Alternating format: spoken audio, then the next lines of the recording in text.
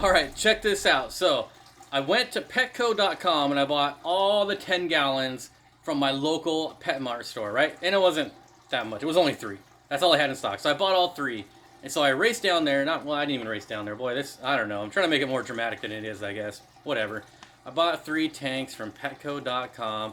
I got in my really slow Jeep, drove down there, picked them up. But while I was there, they had a 40-gallon rimless all-in-one tank for $40. Crazy insane deal. Lights, lid, everything. No stand, but we can just make one of those. And when I asked her, I was like, you sure it's $40? And she's like, yeah, it's been on clearance for a long time and the price just keeps going down and no one is buying it because it doesn't come with a stand.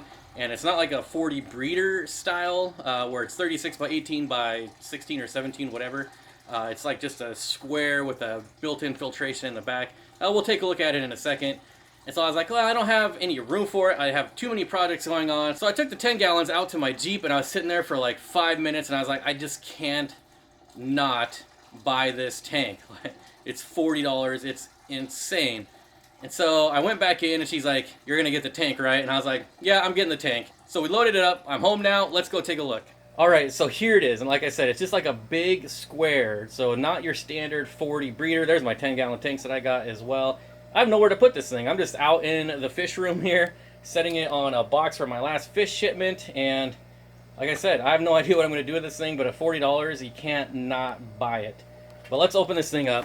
Maybe this will turn into a tanks for teachers. I've got 3 tanks out this year, which is by far a record as far as how many tanks I've set up.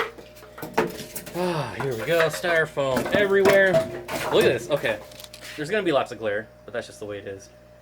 Look at that. This is a pretty nice lid. Here's the LED light right here. Open this bad boy up, and there's still glass tops in addition to this lid. I guess this goes right here. Maybe that's why it was $40, because this broke. Although that's upside down. So this way. Something like that. Snap in. There we go. Perfect.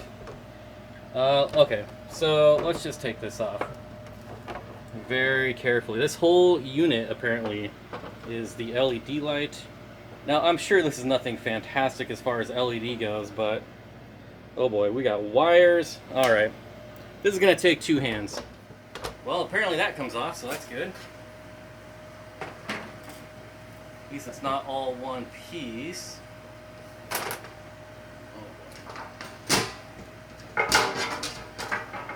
No built-in filtration. Really nice glass tops though. Alright, well that's kind of disappointing. I thought there was a built-in like refugium in the back here, but apparently it was just a lip. I was duped. That's alright, not gonna complain. Look at this. This is nice, thick glass. The seams are excellent here. Wow. $40, guys. So this is not even on the Petco website. I tried to find it on the website so I could link it, and not even there. So this is definitely a discontinued product and was marked down. The only bad thing about this is clearly now I'm going to have to use a canister filter no matter where I put it. Which, I guess there's worse things in the world. I'm thinking of setting this up somewhere and doing salt. I think this would make a pretty cool salt tank because it's deep and it's taller, but shorter, so it's not 36 inches. Now it's really hard to get a good look at this because of all the glare, but this was just a smoking deal. It's super nice. It's got black silicone, which I really like. And it'll probably just end up sitting empty for like a year, but whatever. It was $40. Now I want to give you a little update on the 240 gallon that I redid and replanted. You can see all of the blue-green algae is gone. Every bit of it. Super happy about that. Okay, there's still a little bit back there behind the glare on that piece of wood, but it's all pretty much dying back. Now, some of you might notice that there's something different in here. There's a few things. Here we have the neon Rosy Barbs. I brought these in.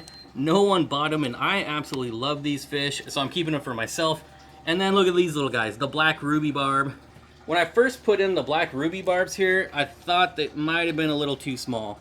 But it turns out, after the initial, like, check them out, the rainbow fish, the angel fish, and this grumpy guy over here, chased them around for a little bit. But now, as you can see, they just leave them alone. They're free. They love to school around these little rocks over here. Yeah, there comes one there. Couple over there. And I gotta say, I've never been a huge fan of Barbs until I started bringing them in. And I'm not even sad they didn't sell, because now I gotta keep them for myself. Little Steen is doing excellent. So, speaking of Little Steen, the jungle val here, he loves digging this stuff up, as you can see. That's about daily for me. There's some over here, you know, caught in the power head. Basically, when he burrows down at night, he never picks the same spot. He just burrows down, like wherever he's just like, I'm done for the day. This is where I'm gonna sleep. And he doesn't burrow under the gravel, but he kind of like just shakes and moves around in the gravel and gets really low, and all these plants get dug up. But if that's the worst thing that ever happens to this tank, so be it. I come out here every day, honestly, probably every other day, and replant this jungle val. Eventually the roots will get a hold and you won't be able to just easily dig them out anymore. But I'm really liking how this tank is coming together. The angelfish, like this little arch right here, that's like angelfish heaven. This is where they just cruise around, in there, out there, around there, up, down, all around, all day long. Kind of step back and get the full view. This light right here is just sitting there. It was my old garage light, and I had to get it out of the way, so it's just sitting there now. Now, for the few people that don't know, this is an 8-foot tank, 8 foot by 2 feet by 2 feet, I believe. I could be wrong, but 240 gallons. Lots to look at here. I'd like to even add some more fish. You can see the Praecox rainbows going crazy. They're sparring.